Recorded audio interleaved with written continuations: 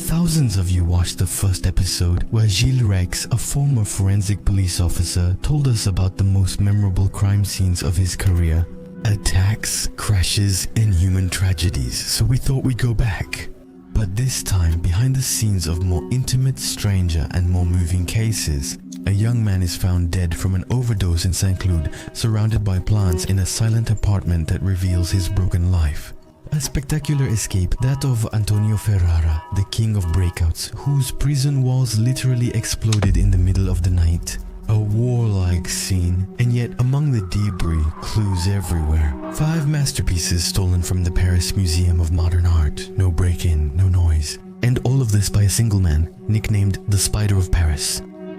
A surreal, nearly perfect scene. Then there are cases you never forget, those that stay with you forever. Like that young schizophrenic who killed his grandmother in an act of absolute madness. An unforgettable scene where technique no longer protects you from emotion at all. Tonight, exclusively for StoryCube, Gilles Rex reopens his files. Tiny scenes, trivial details, but behind each one, a story that's sometimes sordid, sometimes human, but always true. Make yourself comfortable, turn off the lights, and get ready to dive into the mind of a man who has spent his life among the dead. Welcome to a new episode of StoryCube Special True Crime Edition. Hello everyone, today on StoryCube we're once again welcoming Gilles Rex, a former forensic police officer. You loved the first episode we did together, so we thought it would be relevant to come back with a new room, some small questions and anecdotes that he might have experienced in his profession. Gilles handled France's most serious crime scenes, murders, terrorism, disasters and tough investigations. And today, he's here with us to tell us how it all happened, in the smallest details, from the perspective of forensic police. Gilles, welcome to StoryCube. How are you? Thank you for having me. I'm well. And you? I'm well, thanks. Did you also write a book recently? Yes, it was at the beginning of the year. And is it called Among the Dead? that's right, the show, Mari. Which is about our experience in 2015 in particular, but also about the tsunami we went through. Well, you say our experience, it's at... From my work in forensic science and technical police, the forensic identification unit at 36 Quai des Orfèvres. Incredible. And what's it about? This technique for identifying disaster victims, it's the issue investigators face when they have to identify victims on a large scale. Like a plane crash, the Paris attacks, where there were 130 deaths on the evening of November 13th, or the tsunami, earthquakes, things like that. And in that case, the protocol is defined by Interpol, and also by this disaster victim identification group, which is made up of police officers and gendarmes who come together exceptionally during these major cases. Incredible. So what's the main issue? Is it identifying the dead and figuring out who they belong to? Yes, because now we can say that in all these major disasters, whether it's tsunamis, plane crashes, or terrorist attacks, everything happens internationally. It's not only French people. In the German Wings crash, for example, there were 18 nationalities and no French citizens. I think you're also talking about the attacks like Charlie Hebdo and others. Same with the Charlie Hebdo attacks that happened in January 2015. That German Wings crash happened in March. And we ended that terrible year with the November 13 attacks in Paris. Incredible. You will have the chance to talk to you about it again in this video. I thought it was relevant to make a second episode in which we go back over some cases, maybe even a little smaller ones, and also followed by some more classic questions that people ask themselves. Do you have a memory like that, I don't know, of the worst crime scene you've experienced, or one that really left a mark on you? There are several types. Every crime scene is unique. Every crime scene is memorable, if you will. But we try to stay a bit detached from the emotional side, to protect ourselves as well. Because even though we never walk alone, we have technical tasks to do, technical work to carry out. And we can't get caught up in the pathos and the emotions of what's happening around us. So it's not that we're completely cold, distant people. We know very well what's going on, to the point that it caught up with me. Once I remember an explosion happening. It was an urban heating plant in Ontario that had exploded. And some small houses that were not far away had caused deaths. It was blown away, killing a grandmother and a granddaughter. So what happened to them? Did they explode in the entrance? No, they didn't explode. The shock and noise scared them to death. Actually, the medical examiner told us that during the autopsy, when we went to do those autopsies, that's when we determined that they had died of fright. It can happen. She had already seen her, the medical examiner at the time. She had also already had the case of an elderly person who was crossing at a crosswalk. A car came speeding. It had time to brake, to slam on the brakes. It stopped right in front of the person. It didn't hit them. The old man fell, terrified. What's going on in his body? Is it cardiac arrest? Yes, that's right. It's a cardiac arrest. It's such a strong emotional shock that you can die like that, and that's what happened here. And during these autopsies, this little girl's grandmother, the little girl was exactly the same age as one of my sons at the time. At that moment, you can connect, which really shocked me. It wasn't really the case itself or what we were seeing, you know. We'd already done plenty of autopsies before, but you can get caught up like that by emotions that overwhelm and shake you. You see what I mean? So actually it's human. It's surprising, but there's the grandmother and the little girl. Yes, there were two of them because they were in the same room. They actually slept together. Yes, but it's surprising the little girl is still there since we usually picture an elderly person. Yes, but it was due to the blast, even though she had nothing, no physical signs on her body. He had nothing. And what is it? It's a loud noise all of a sudden, really. Yes, it was a burial. We heard it ourselves. I live in the south of the district and everyone heard it. It was a huge explosion. It's like a pressure cooker exploding, but this time it's a district heating plant. You also told us about the spectacular escape of Antonio Ferrara. It's a pretty crazy escape. Basically, it's someone breaking out in the middle of the night. At Frayne Prison, I was on night duty with my colleagues. There were 3 of us actually on night shifts like that. We have 24-hour shifts. What is it basically? What does it involve? It's different now with night squads working only at night. Back then we worked 12-hour shifts. For example, we worked from 8 a.m. to 8 p.m. each day. Night shift workers worked from 8 p.m. to 8 a.m. And so you had a schedule and you were kept busy like that according to the schedule.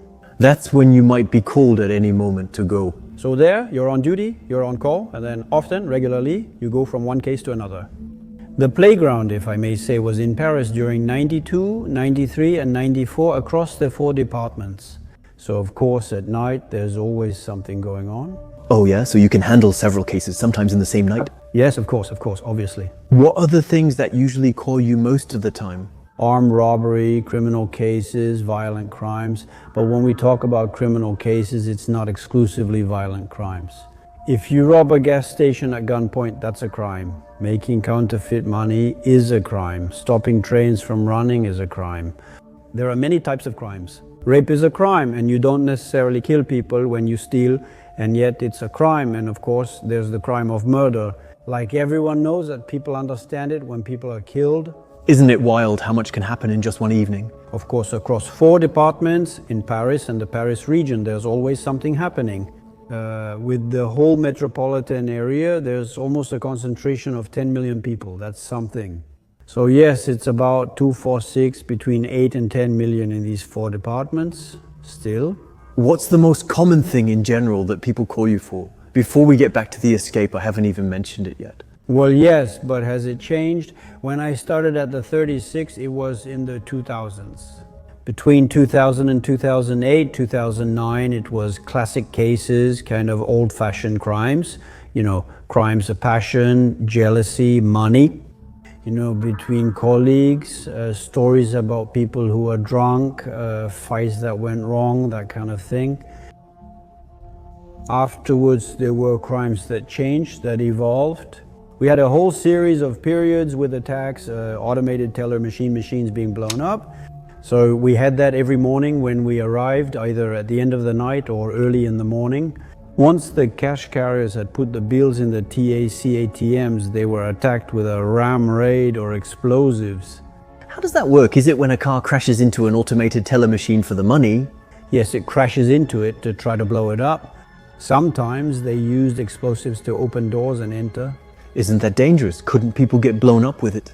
So what time did this usually happen? It was more when the street was empty, right? But yes, that's right. Then we had a series of score settlings in the projects. Okay, exactly. And the presence of these Kalashnikovs and shoulder weapons, etc. What do you notice? Where they started to take each other out a bit, right? So there you go. There was also a time of armored truck attacks, which are very rare now, almost non-existent. Why are there almost none? Antonio Ferrara was often involved in those. Okay, he was one of the bomb makers in those groups because he was a specialist in setting explosive charges. He knew exactly where to place them on the doors, so he could open an armored truck without burning everything, for example. The goal of those attacks was to get the money back? Oh, well, yes, the armored truck, you can imagine it was loaded with bags full of bills, right? So that was the whole point.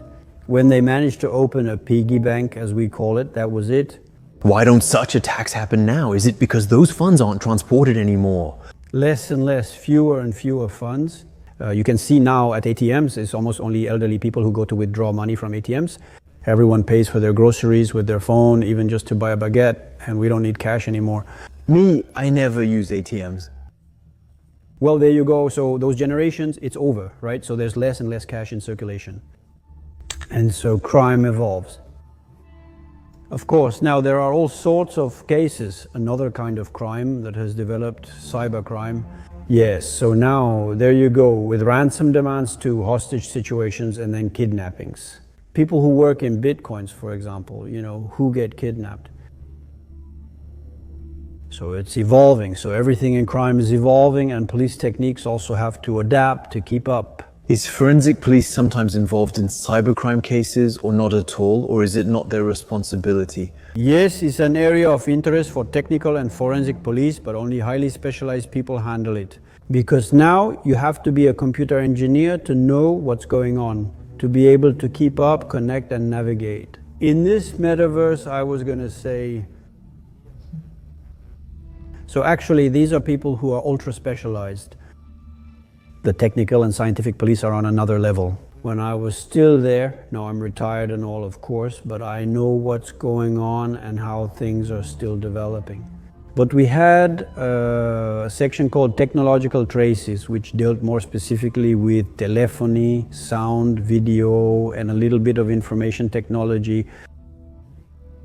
There are now sections that are highly specialized in information technology.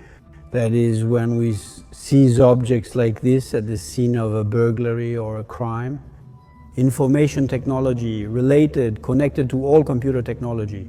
So there are specialized units that handle this, because opening a computer or a phone, it's not something you just do like that. You can destroy a lot of information, so you need the right software to handle it.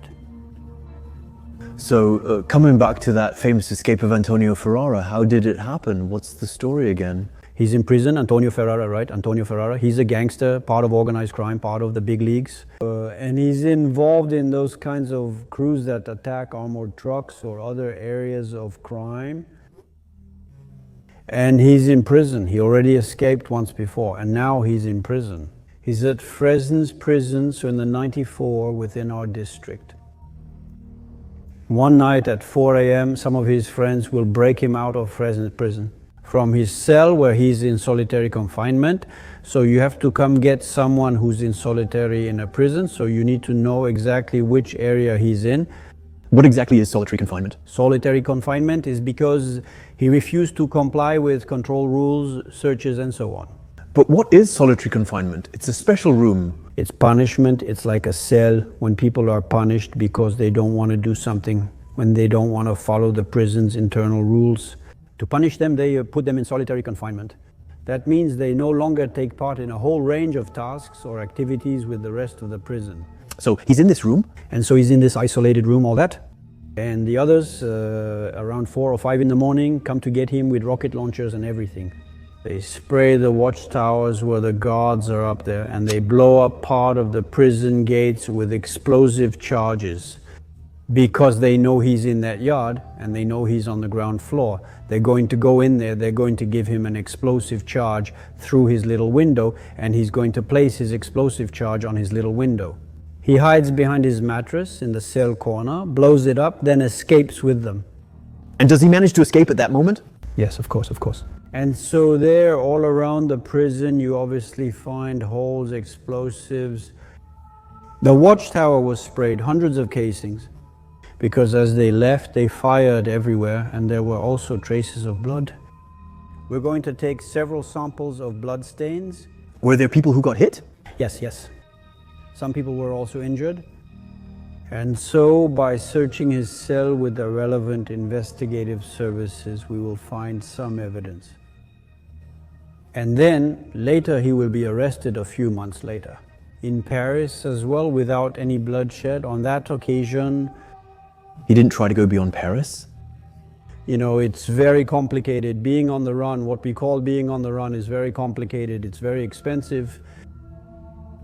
And then, depending on who you are, people aren't, even if you have friends who are crooks, they're not all willing to welcome you into their homes, protect you and all that, you know. But then does he escape, and what does he do after that? Does he just wander around like that? He escapes, and then yes, he hides. He still finds places to stay, he finds accommodations and everything. He must have some money set aside to be able to pay for all that. Because it's still complicated. Crook or not, you still have to live every day here. That's it. He'll be caught again later. So, as for us, we weren't involved in the investigation afterwards, since it was about his arrest and the investigation that took place later and all that. We weren't involved, but that night we had to collect all the samples, the photographs, the layout of the scene. And so it took us the whole morning and the whole day. We brought in other teams to give us a hand because there were several important areas to cover at the same time. And yes, it was a really, really great thing too. That's what you're taking pictures of, what you're funding. We take pictures from the general to the specific, meaning we capture the overall environment. From where it happened, we cover all the areas. And then we'll divide it into sectors and get closer to the important things. So we can show the progression of the locations in a photo album, how it happened, where they went, what they blew up, what was damaged, where they escaped, the cars they set on fire, and so on. All the samples that are taken, because... So we make these videos, photographs, and these photo albums that will later be given to people who didn't come to the scene and who will have to work on these cases, the magistrates who will be involved later, the investigating judges, even the lawyers.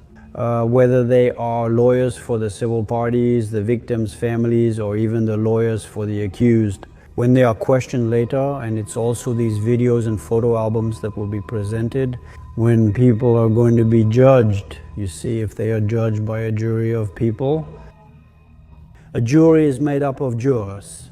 These are people normally who are registered on the French electoral list, are adults, and who can participate. A criminal court jury decides based on their conscience if a person is guilty of the charges. And with the photos, for example, are you able to determine where they passed through? So what exactly do they have? Yes, in this case it was simple. There's a path that leads up to the gates, toward the back of the prison, where all the delivery trucks come in and so on. You see all the logistics. Do they blow up the door, or how do they do it? Yeah, they blew up the door, they set an explosive charge, and it made a hole in the metal door, in the metal gate, and that's it. It was quite simple, and then after that you just had to follow the drops of blood that were every 50 centimeters or so to see the escape route. How do you find the drops of blood? Do you use special forensic lamps, or is it something else? You can see them. Well, once the sun is up, you know, because it's the same at night, you can't see the drops of blood unless you shine a light on them, obviously. But the sun came up, it was around spring, I think, so it got light pretty quickly. And so then we were able to take samples, and after that they were analyzed in the laboratories. They were arrested. Do you know where? Yes, they were recovered. Yes, the whole team was recovered. Oh, really? Were you able to identify, were they able to identify in the end who it was, the real ones? Have you ever dealt with cases of death, I don't know, absurd or a bit surprising?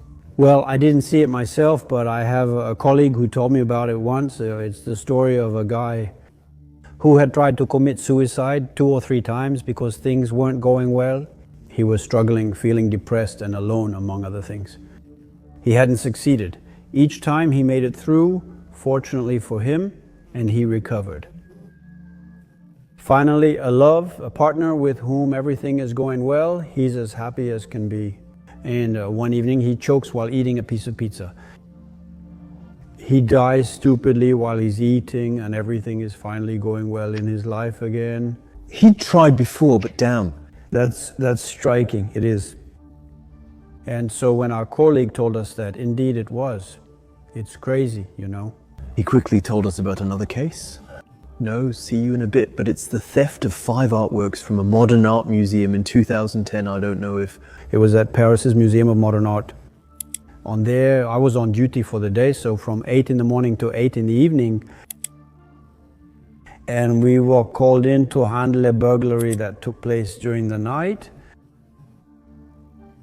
at the Museum of Modern Art of the city of Paris. Actually, it was a guy who broke in, quite simply, through the glass doors that open onto the banks of the Seine. Because the glazing beads which hold the glass doors against the frame, the screws are on the outside. He saw that one day. Actually, this guy is a professional climber, a real Spider-Man. In fact, there's a great documentary about this on Netflix. Okay, so he's called the Spider-Man of Paris, and he climbs up to people's homes while they're sleeping. Whether they're there or not, it doesn't bother him. He opens windows, or when the windows are open during the summer, he comes in, steals jewelry, and so on. Then he leaves. He doesn't physically do anything wrong or attack them. All right. One of his fences asks him one day, A fence? Is that someone who resells? yes, who buys everything he stole to resell it, etc. Okay, yes. And so he goes to get the stuff and sells it to someone who sells it back to him. of course, sure, right? Or depending on the parts, if they're really valuable and all, he exports them, sends them to other countries, etc. And one of his fences asks him to step up his game a bit to bring him some things. Art, he needs it, but stealing from apartments isn't his thing. He doesn't know much about art to begin with. One night, as he passes the Museum of Modern Art, he notices it's all lit up. You can see all the paintings from outside through the large glass windows. He gets closer and sees that the glazing beads, he just has to unscrew the bolts to be able to remove them. And so he's going to come several nights in a row. He would pretend to eat sandwiches, sitting against the glass panels, watching the night guards patrols, seeing how they pass by. He realizes there are no cameras in the rooms. Damn, he's premeditating everything. Yeah, all neat. So he goes to buy his little equipment, the money counter, the suction cups to grab things and all that. He secures his work site, then he opens it up and goes in. Does he unscrew everything that night? Yes, I think he had done it 2 or 3 nights before. He had started unscrewing things and nobody noticed anything. After that, he goes shopping and takes out 5 major works. Picasso, Matisse, I think, well, you know. It's not like in the movies, like when he takes the works, there's no alarm that goes off. No, nothing at all. Oh, really? Nothing at all? He left, he rolled them up, he unscrewed them, and bam, he took out the frames, because the frames, we found them outside. And so in the morning, when we go there, we do all the research on the frames, and above all, we pack them well to send them to the lab.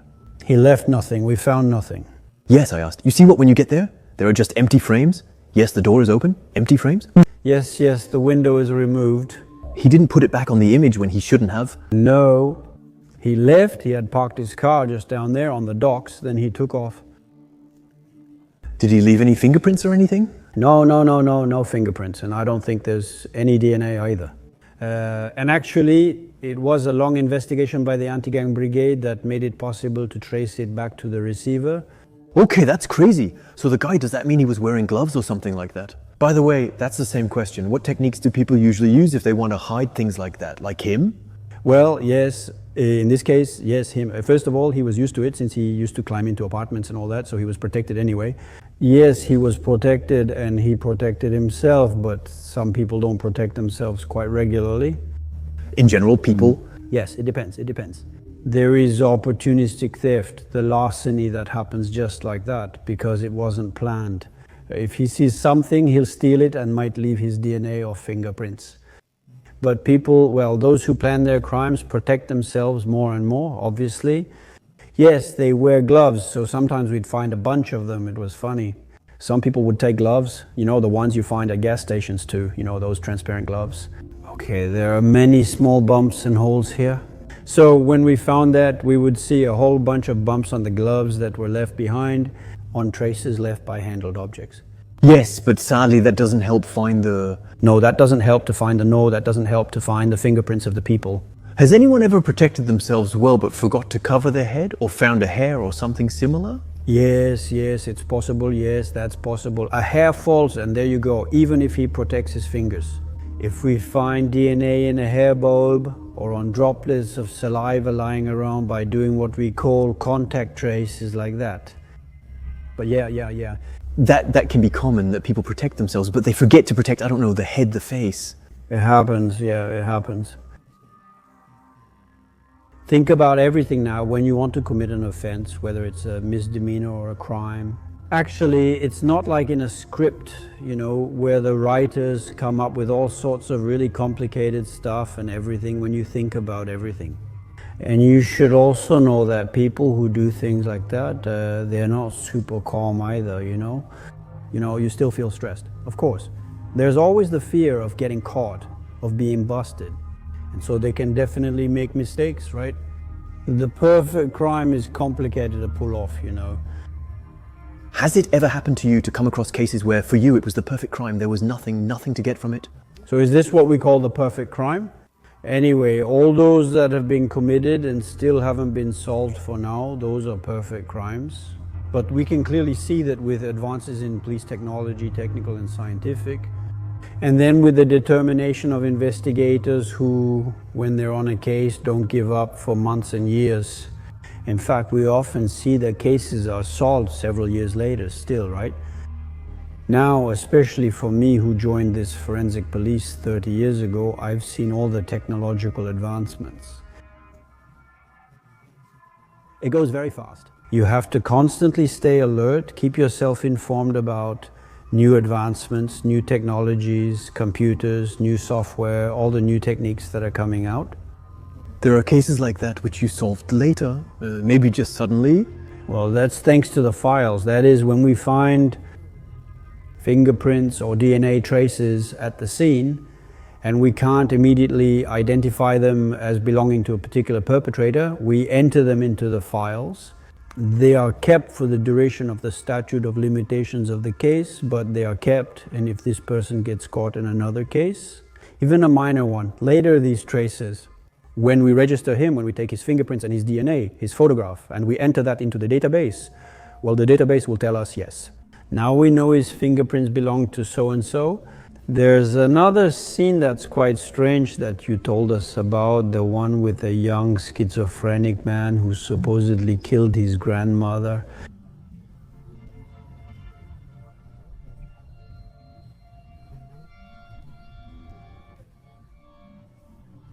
Yes, it was hard because when we arrived, the young man's parents were waiting for us in the street. They said, "Our son is very sick." He was supposed to be committed normally. He was supposed to be committed the following Monday, a few days later. And then he just killed his girlfriend. We went up to his apartment and we think he actually killed his girlfriend. How were the parents just before you saw them like that? Well, they're panicked, of course. They're panicked. Yes, they're panicked. They're thinking our son just killed his girlfriend and everything. And so then we go up. He's still upstairs, him or he? No, he's gone. We go up. What do we find in his studio? We find the body of a woman with a dress that's been cut, a large pool of blood. The head is in a garbage bag between the feet at the bottom of the body, in the middle of the kitchen. And seeing the hands of this person. We think that after all, these are the hands of a relatively old person. And it can't be the girlfriend of a kid. He was, I don't know, maybe 25 years old. We go back down and ask them, "Are you sure it's his girlfriend? How do you know that?" Well, because it can only be his girlfriend, don't you think?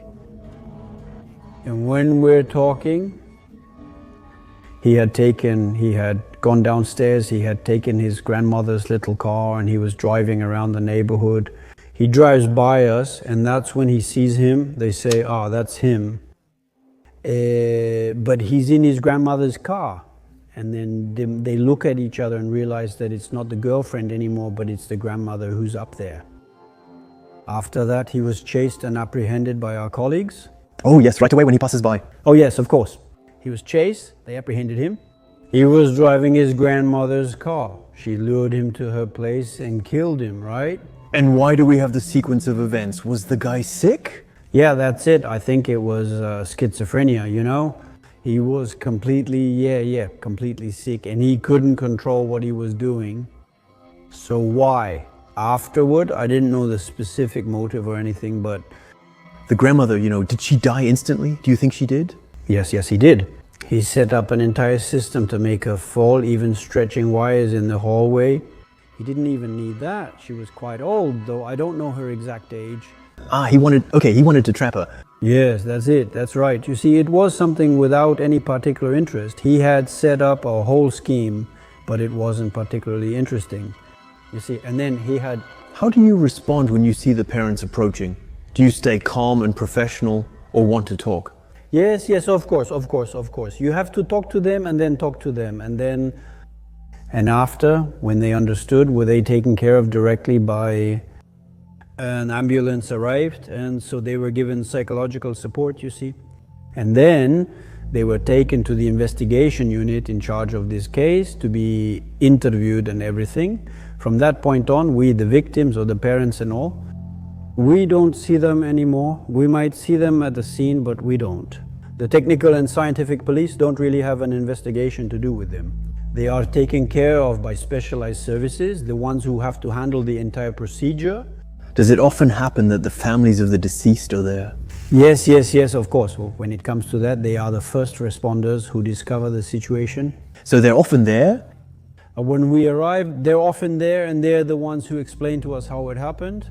Isn't it too traumatic to often see people like that, who are in shock, who are... So the first victims are always the people who have died, who are deceased.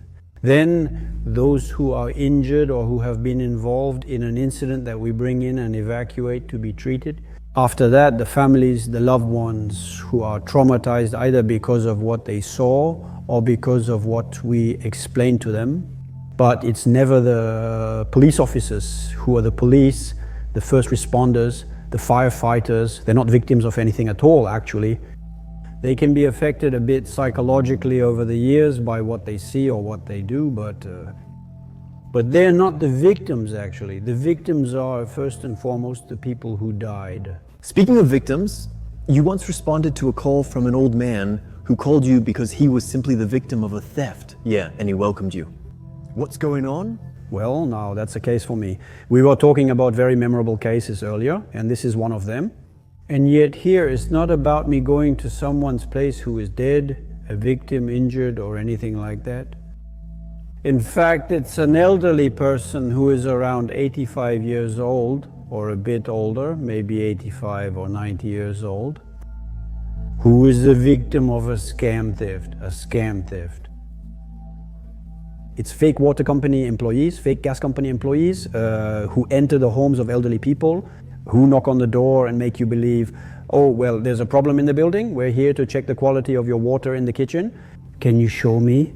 And they make sure to leave the apartment door open while the victim, who is often alone at home, accompanies them. They pretend, hold the faucet tightly while I look underneath in the siphon and so on. While they distract the person, one or two accomplices enter the apartment. They look around and steal anything valuable they find, for example. And that's what happened at his place, except in his case there was nothing at all to steal. The people left, but then he realizes it's his family. I'm not sure if it's his family, neighbors or friends who tell him he still needs to file a report. You must inform the police if they return or repeat the same behavior in the neighborhood. It's a judicial police service that conducts the investigation. They leave and then they call us, and I'm the one on duty to go out for this kind of case. False identity thefts, we have a small unit for that. When you're not on duty, you handle false identity thefts just like that. And it's a Friday night. I mean, honestly, to be honest, you have to cross all of Paris. We're in the heart of Paris. It's a Friday night, traffic jams and everything for something where nothing was stolen, you see, nothing was stolen, etc. It's a case, well, pretty simple then. I'm not in a mood, I never do that, but in a mood, you see, I'm telling myself I don't really feel like going. Sometimes you just don't feel like working on cases, but I have to anyway. I don't have a choice. I grab my stuff and I sit through an hour of traffic to go to the 20th district, all that. I go and I get to this building, well, I go into the old man's apartment. It's a small, pretty dirty apartment. Not well maintained, and actually there's nothing of value. Nothing could have been stolen from there, you know. So, okay, I say, well, yeah, all right, fine, whatever. I'm here, I sit down, and then I start talking with him. I ask if he's sure. He explains what happened, the guy, the faucet, everything. I ask him if he's sure nothing was stolen. He says no, but he's sorry. He's really nice and adorable. He feels bad I came all this way for nothing, and so on. He says to me, but no, you shouldn't have come, you see, there's nothing, I have nothing to steal. I said to him, well, are you sure? Are you sure? He didn't take anything from you? Are you sure he didn't take anything from you? What's the thing you care about the most, for example? And then, like a madman, he looks at me, he freezes, he jumps out of his chair, he goes to his room and he comes back. With a little carved wooden box, though it's not worth anything, you see what I mean? And I look, I say, well, yeah, I see in myself, I say, well, of course, he has nothing at all, that's for sure. That's his thing, he has nothing at all. He sees me and realizes I don't understand anything. And he puts it in front of me and he says to me, yes, because I still need to explain it to you. Well, I say, yeah, you know, when I was young, I was trained as a carpenter. And during the Second World War, I was arrested because I was Jewish. He lifts his arm and shows me a tattoo, you know. And he says, I was deported to Auschwitz-Birkenau and there to live and survive with my friends. I used to make these little boxes that I gave to the guards. In exchange for a loaf of bread, I gave a box, they gave us a loaf of bread, I made another box, they gave us another loaf of bread. That's how we survived. And this one, it's the last one I made over there and that I brought back when we were liberated. When I came back here, so you see, that's when I listened. Me, who didn't even want to come that night to that person's place, you see, who was apologizing because I had come all that way and everything. That's when I learned the biggest lesson of my life. Actually, he was right in front of me. Maybe the person, one of the last people who had witnessed the greatest crime scenes in human history. You know, from a camp he had come out of alive, you see. I went home completely shattered. I didn't care anymore, not even about the traffic jams. You see, Ben? Of course. There you go, and so that's it. And here, there was no story about death, you see. And yet, I had met someone who was, well, an extraordinary person, actually.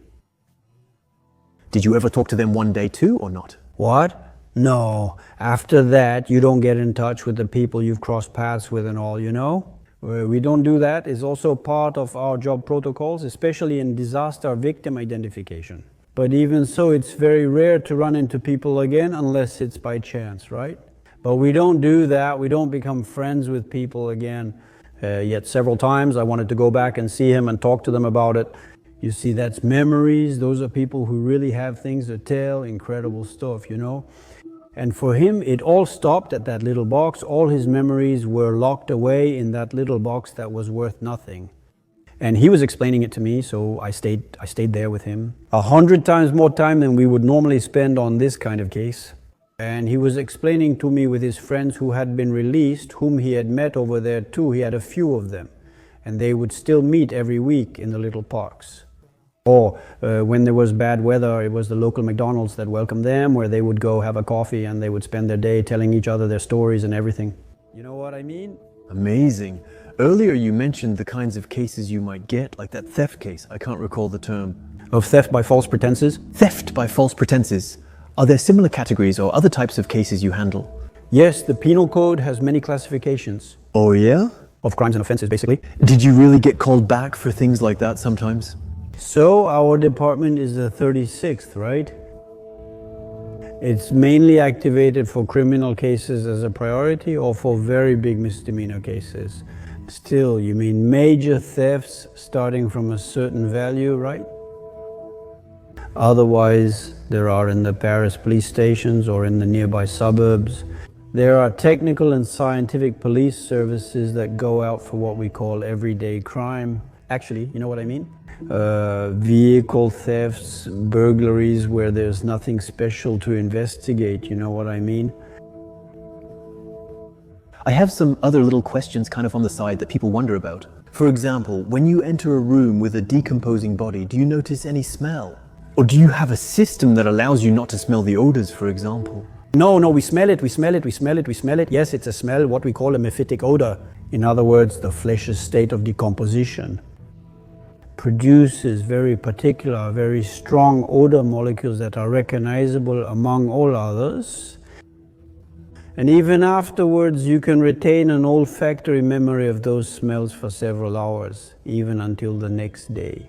Sometimes, especially when bodies are badly decomposed, for me, I would feel it even while I was taking showers. Of course, when I got home, I would wash myself, put my clothes in the laundry and so on. But I felt like that smell was always on me, you know? So it's a kind of olfactory memory that you can have.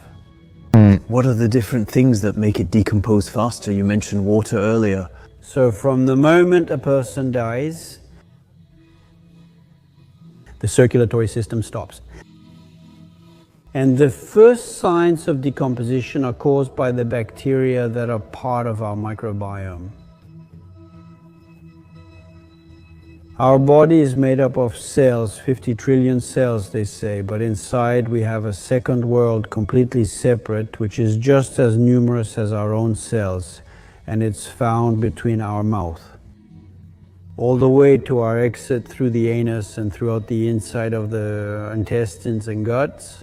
That's the microbiota bacteria, billions of bacteria in there, and they're the ones that will start attacking the cells right after death. They're the ones that will start cleaning up and attacking the cells, actually. And there will be marks, the green abdominal stain that will develop. There will be livor mortis and rigor mortis. What's that? Livor mortis. From the moment someone is lying on their back, is dead and was on their back, the blood is no longer moving through the pipes, actually, the veins, the vessels and the arteries. And so the blood will settle in the dependent areas, which are actually the lowest parts. And so there will be redness that appears in all the dependent areas except for the parts that are under pressure, with the ground or with mattresses or things like that. The back will turn red and blood will pool in low areas. What about the stiffness?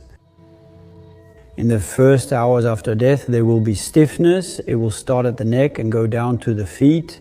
And for 12, 16, 20 hours, it depends on the conditions and the location. The body will be completely stiff and rigid. And after about 20 hours, the rigidity will break, starting from the feet and moving upward, and then the body will become soft again. So, if we find a body that's completely stiff when we arrive, we know it's within the first few hours.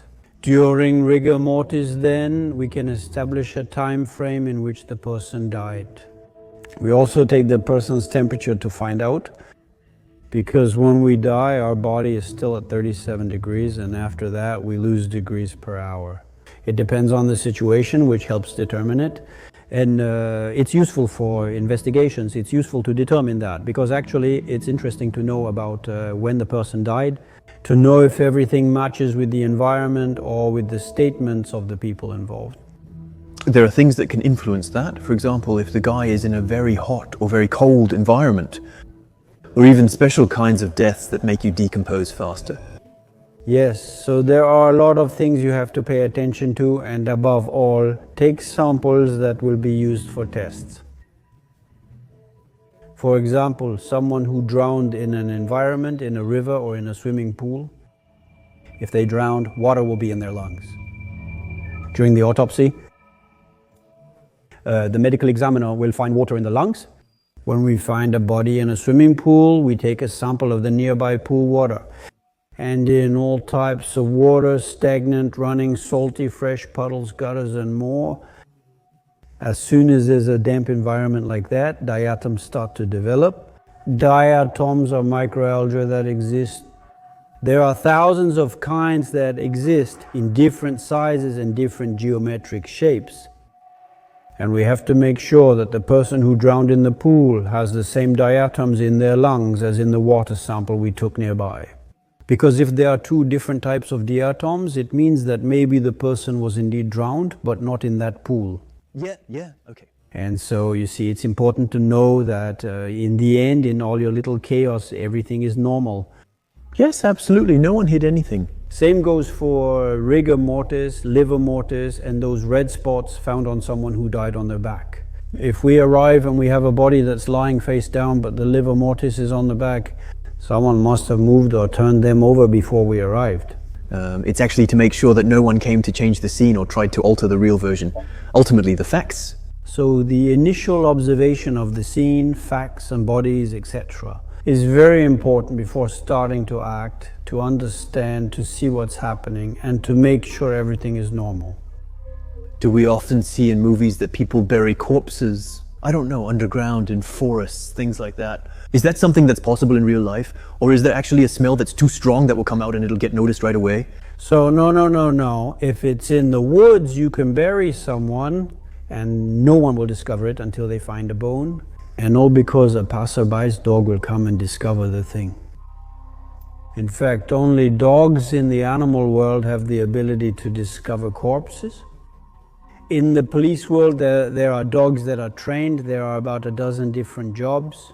For dogs, there are dogs that search for weapons, dogs that search for drugs, dogs that search for ammunition, dogs that search for explosives, living people and dead people. And they are trained specifically, each in their own field, and they don't know how to do other techniques. I've always wondered how they're trained. How do you teach a dog to find drugs or cadavers? Since they are very young, when the puppies are weaned and given to the dog handler, the training periods can be very long. It can be 2 years, 3 years. So the dog handler trains his dog every day with a toy, with a comfort object. And so inside this comfort object, we put drugs, we hide them, we play with him and with it. He will look for his comfort objects. And he will smell this substance, which he will recognize perfectly among any others, since he is trained to look for his comfort object. That's crazy. It's silly, but dogs can recognize that while humans can't. Because we, on our mucous membranes, have about 5 or 6 square centimeters of olfactory receptors. A dog has 125 square centimeters. So we're not in the same league at all. Dogs are among the most gifted in the animal world. I was going to say to be able to, but in the animal world, bears can also smell. Polar bears on the ice floes can smell their prey from miles away. Elephants know how to do it, butterflies too. It's the same for insects. The insects that come to lay eggs on corpses are attracted by the odor molecules released from the bodies. There are insects that come to lay eggs on corpses depending on the state of decomposition of the body too, you know. Sometimes on television, like in Breaking Bad, they do that once. But they use some kind of sulfuric acid, I don't know what it's called, and they put it like that in a bathtub to dissolve a body. Does that really exist? There was what was it? Also in Lyon, I think. Is that actually possible, or does it not make sense? There are always things left over. There was a case like that, but it didn't go all the way. Obviously with a young person, that was terrible. A young person who stayed at home. He was a minor. He was alone. He was alone at home. His parents left him alone for the weekend, and he lured his girlfriend, who killed him in the bathtub. Also, what? He even asked another girl to bring him this product to dissolve, because he saw himself like in those movies and television shows. And it's incredible. So, of course, it didn't happen, but that's what he wanted to do, right? And he didn't succeed? I mean, how? No, he failed. When his parents returned, everyone found the disaster and the body which couldn't be moved. That's it. They were minors and completely overwhelmed by what happened. And on top of that, I think he even had a piano lesson at home on Saturday with the piano teacher while the body was already there. The body was just a body. Damn, doesn't it smell like that? No, not in the first few hours like that. Not in the first few hours. How long does it take? Yeah. It still takes a few days for a body to decompose and start giving off certain strong-smelling odor molecules. Do you remember, I don't know, the first case or the first corpse you ever encountered in your... The first corpse? Yeah, the first corpse. I was at the police academy in Clermont-Ferrand, okay? And the first corpse, it was I remember... How old were you when you... 21 years old, okay? So yeah, I had done the military service because back then we did the military, you know? So I had graduated high school, I did a year in law school, it didn't work out. I completed my military service because I passed the police entrance exams and was accepted. I had to do it to move forward. And when I went to the police academy in Clermont-Ferrand, I was in Clermont-Ferrand and we were part of it. We had internships in police stations. It was the city. We were with a police emergency team, and one evening we were called to a fatal traffic accident. It was a market gardener from the city over there who had been killed at the wheel of his Porsche, and the body had been thrown out. He had gone through the little triangle. You see there's a little triangle on the other side. Porsches only have 2 doors, and behind them there's a little triangle for the rear passengers. And actually he had been... How did it happen? Was he thrown back? No, because he was running red lights faster and faster on the city ring road. There you see. He lost control. Maybe another car passed by, but he lost control. And the Porsche that almost flew off like that, and it hit a pole actually against an obstacle. And I think he wasn't properly strapped in actually. And he was thrown backward. His head hit the small window behind. And it basically scalped him, right? And so his whole brain ended up all around us. So we were there with one of my colleagues. What does that mean? Scalped? What does that mean? Does it mean there's no more? That the top of the skull was gone, basically, okay? And so the body was still in the crashed car. And around us we found pieces of... The thing is... At 21 we were just observers doing nothing with another guy from Marseille named Gilles. I remember we were there. And at one point we saw the firefighters who were there in their uniforms with garbage bags, and we were just standing there on the sidewalk. When we were far away, they told us, please step back, gentlemen, so we stepped back. Because right in front of us, they were actually picking up body parts. Are you shocked when you see that, or how do you feel? I mean, at that point, it was one of the first times. We don't have anything to do. We don't do anything in that situation, but you're just an observer, actually, you see, and well, that's when you start to store things in quotes, but to put them in little drawers in your memory. All these experiences that will make this and that happen and so on.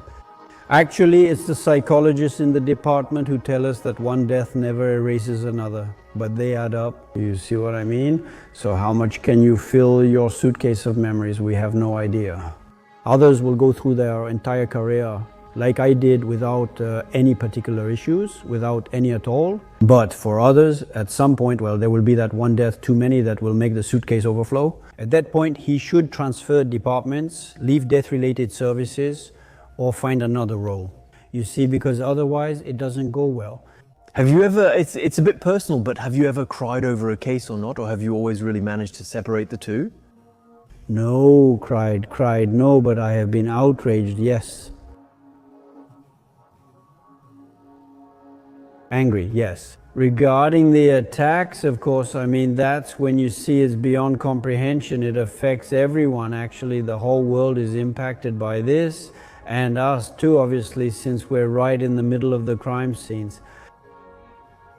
And yes, I have comforted people. One person in particular, I remember very well, whose home we had entered.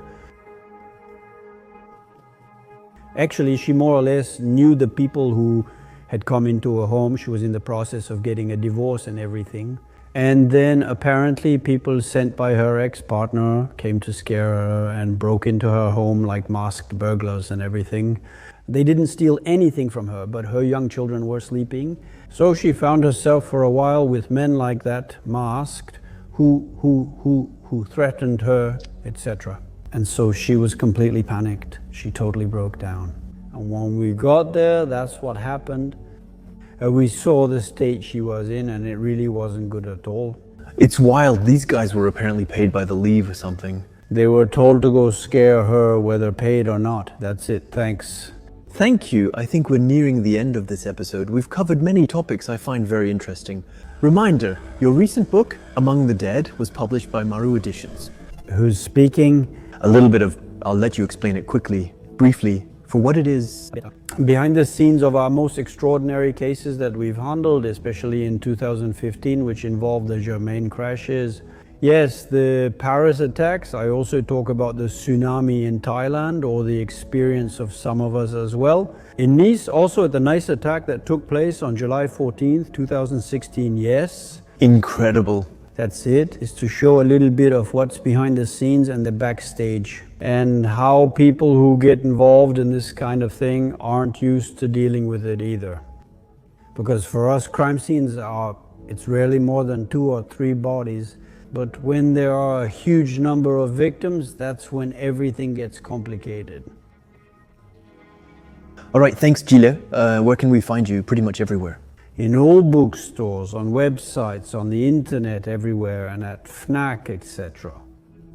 We'll add the link at the top of the description for anyone interested. Thank you, Gilles. Let me remind you, of course, that there's a little email showing up right here. If you ever want to appear in a future episode of StoryCube, I'm also putting 2 episodes right here. If you want to stay with us tonight, this was Noah. Bye.